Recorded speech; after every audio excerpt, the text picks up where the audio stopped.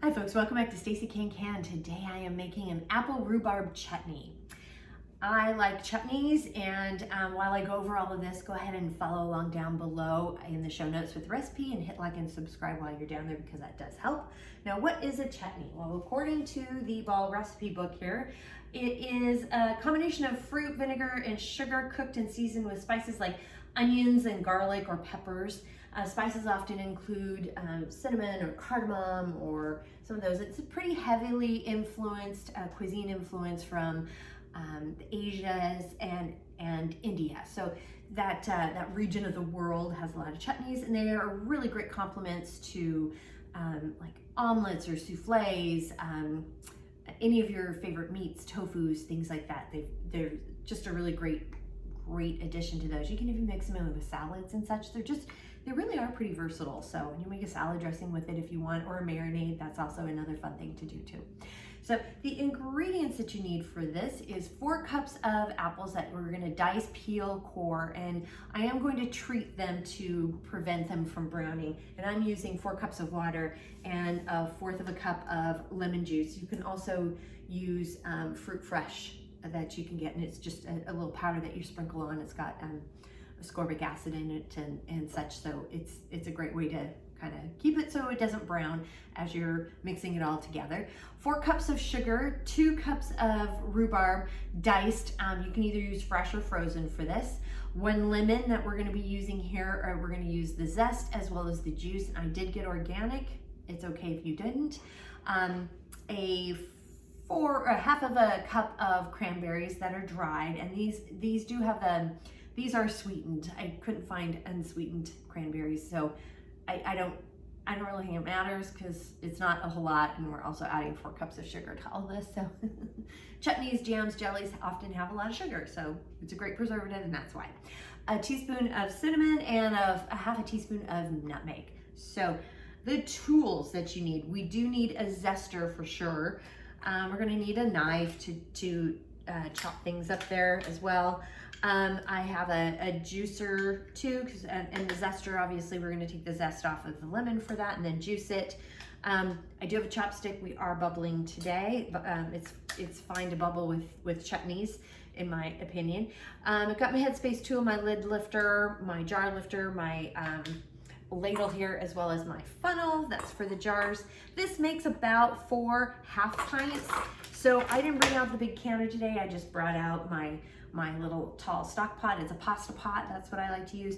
And then I have this nice, fantastic silicone trivet that I will put at the bottom of it. Because remember, you got to keep the jars up raised from the bottom of the pot so that there's good flow, water flow all the way around the jar. You can't have it laying flush against the pan itself. It's just better preservation purposes. So I have this, and I have a bowl to put the diced apples in with the lemon juice and water, and a pot to mix it all in together, and some hot water that I'm going to use to kind of clean off the apples, or not the apples, but the lemon. We're peeling the apples. I would do that if we were using the peels of the apples, but because we're not using the peel, but I always like to give my citrus a little bit of a good rinse, or if we're using the zest of any of the fruits and such. So, and also some measuring spoons and measuring cups and such. And my lids I'm going to be heating up here in my little saucepan as well. So with all that, let's go ahead and get started. I'm going to get started on the apples, but first I'm going to pour in 1/4 of a cup of the lemon juice into the water there. And the first thing I like to do is peel them before cutting them, because I think it's easier. Maybe you have a better method where you do it differently. This works best for me. And after they're peeled, I cut them into about 4 segments, 3 or 4, and then cut out the core of it. Sometimes the pieces are a little bit bigger, so I am slicing them in half and then just giving them, just kind of like, it's going to be a little chunky, but that's the purpose of the chutney, is to be a little chunky.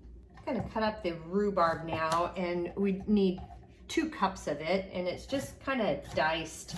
And again, you can use fresh or frozen for this.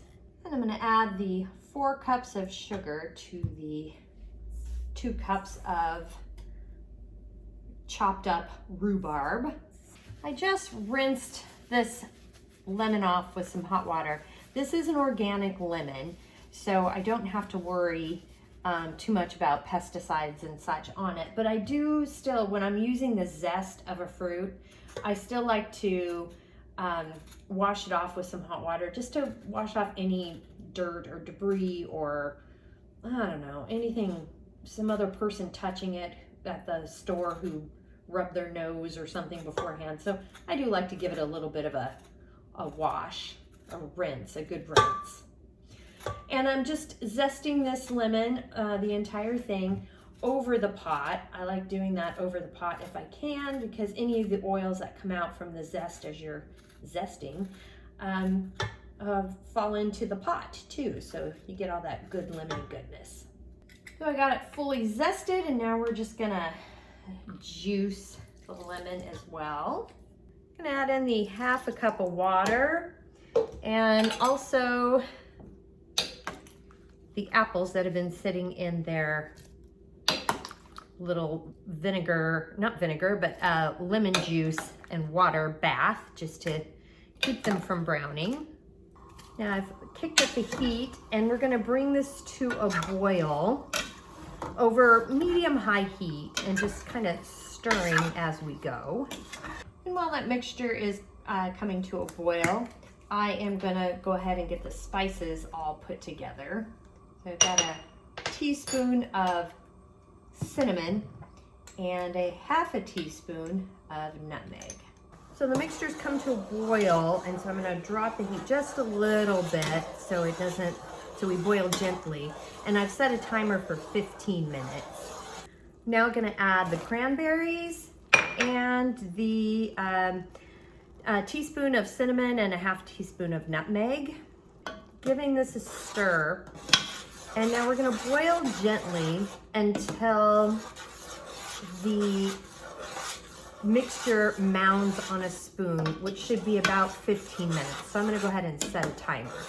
The 15-minute timer has gone off, and you know it's done when it mounds on a spoon, and it really does mound on the spoon. Plus it feels very, very thick.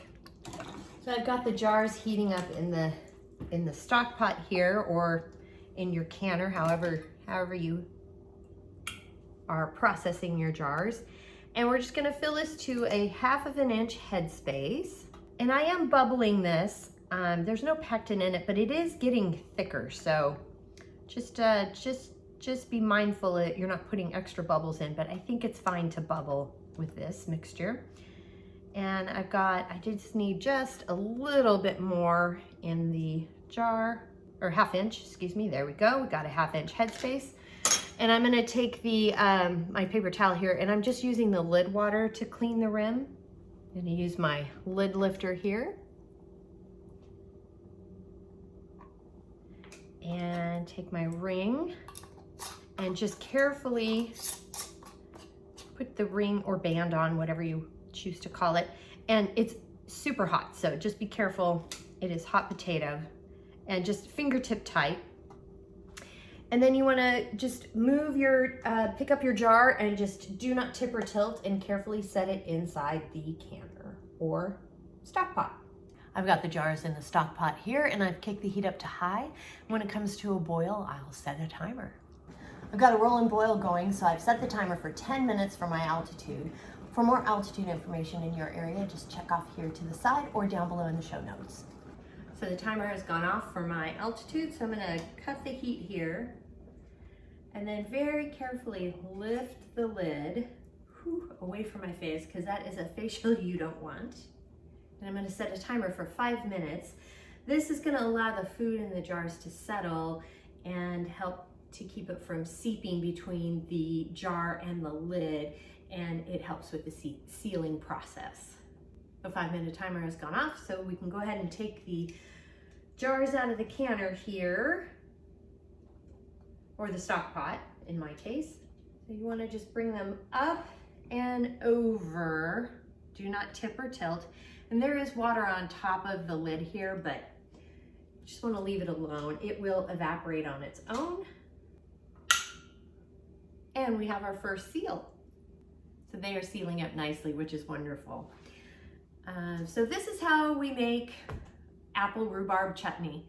And it's very good. The rhubarb does a really good job of smoothing out a lot of the sweetness, and some of the, like the cinnamon and nutmeg is really, it's just a hint. It's not overpowering at all. It just kind of adds a little bit of a flavor to it. And again, the rhubarb just kind of cuts that sweetness. So it's just really appley and rhubarby, and it's just delicious. So it would be fantastic over a cheese, and like a strong cheese. I don't know if I'd put it over a white fish. I think it would be a little overpowering, but it would be great on pork, or as I mentioned, some tofu if you're vegetarian or vegan. So just keep that in mind. Again, it would be really good in a souffle. You could put it on top of a cheesecake or on your toast. It's very tasty. It's very, very good. I highly recommend. So this is how you make it. So the recipe for this is down below. And then while you're down there, please hit like and subscribe, because that does help. And if you have any questions, comments, suggestions, feedback, concerns, by all means, please reach out to me. I'm on Facebook at Stacey Can. You can add me on Instagram and TikTok at Stacey Can. My website is www.staceycancan.com. My email is info@staceycancan.com. And I'm on LinkedIn at Stacey Can as well. Thanks so much for joining me today. And until next time, happy canning.